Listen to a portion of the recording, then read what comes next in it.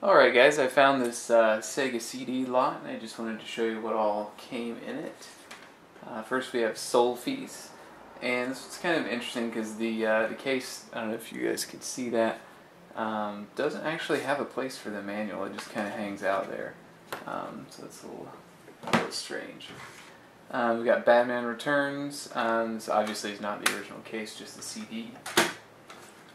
We have Sega Classics, which is Streets of Rage, Revenge of Shinobi, Columns, and Golden Axe. We have Chuck Rock, classic one here. We have Chuck Rock 2, Son of Chuck. And we have Lunar, the Silver Star. I'm not really much of an RPG person, but my wife loves these kind of games, so she'll probably get more use out of it than I will. We have Lords of Thunder, classic shooter here. I'm really looking forward to playing this guy.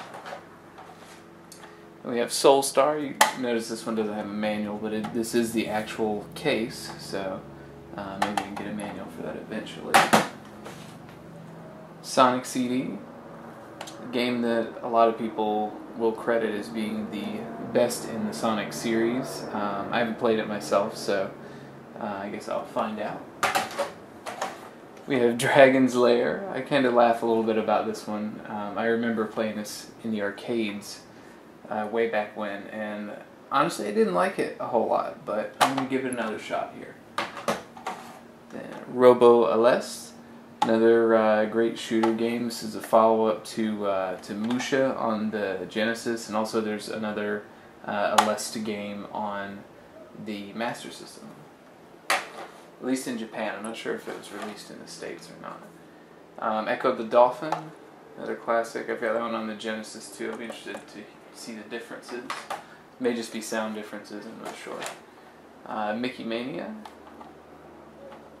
And Bouncers. Not at all familiar with this. I don't know if this is any good or not, but we will find out. And lastly we have Pugsy. I also know nothing about this game, so we'll see. I actually did not own a Sega CD prior to this. I found the lot, and it didn't actually mention anything about the system, but I looked in the description, and the guy said he had a Sega CD Model 2, which you can see here. He said he didn't know if it worked or not, and he didn't have the power adapter for it.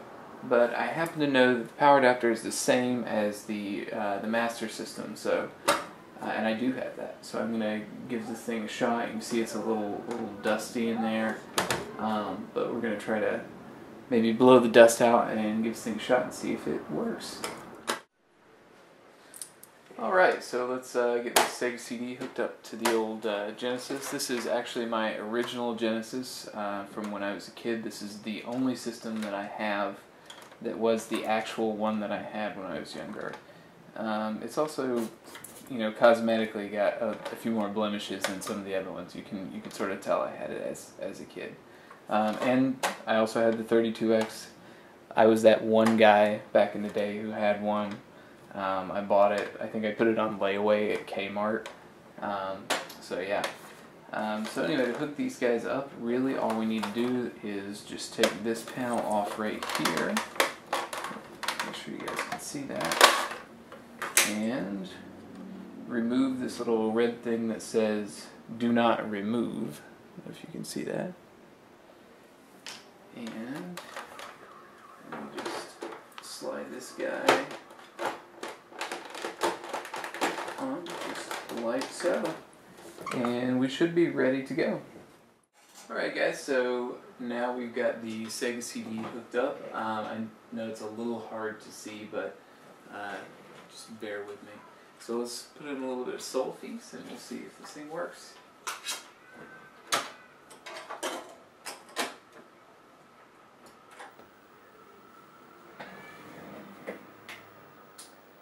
And it looks like we have a no-go. So we'll just double check and make sure the cartridge port is working fine. Try a little bit of Sonic 2, everyone's favorite. or it should be.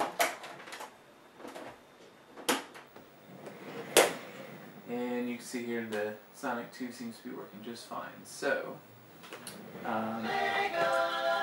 that's right. I happen to know that there's a fuse problem with a lot of these things, and I will check that out and see if maybe that's what's going on, and get back to you. Alright, so we've got the inside of the Sega CD here. This one actually only had 2 screws left in the outer casing, so I think maybe someone has taken a run at this before. You've got obviously your optical disc drive over here, and then the main board here. So what we're going to look for, the typical problem with these boards, and this is also screwed down normally, but I've already taken it loose. So this fuse right here, F301, you can pretty much guarantee that it's going to be blown. So what we're going to do is we're actually going to replace that with one of these inline fuse holders and these 1.6 amp fuses. I know that that's not the same as the 2.5 that's in there before, but these should work just fine. So I always like to pre-solder the wires just a little bit, just to make sure that there's something there to make a good connection. And again, I'm not a soldering expert, so there are probably guys that will tell you all kinds of different things, but this is just the way I like to do it. I think it's just a little bit easier to make the connection if there's already just a little bit of solder on your wire. So we just want to put just a little bit on there. Make sure we get that on there. Alright.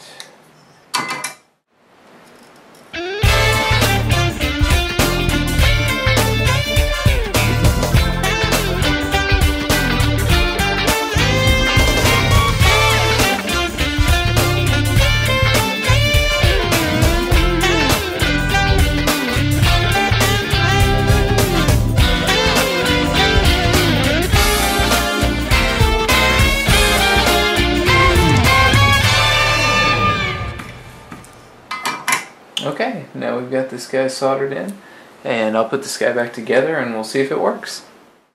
Alright, now that we've got the fuse replaced and everything put back together, we're going to turn it on and see if it works.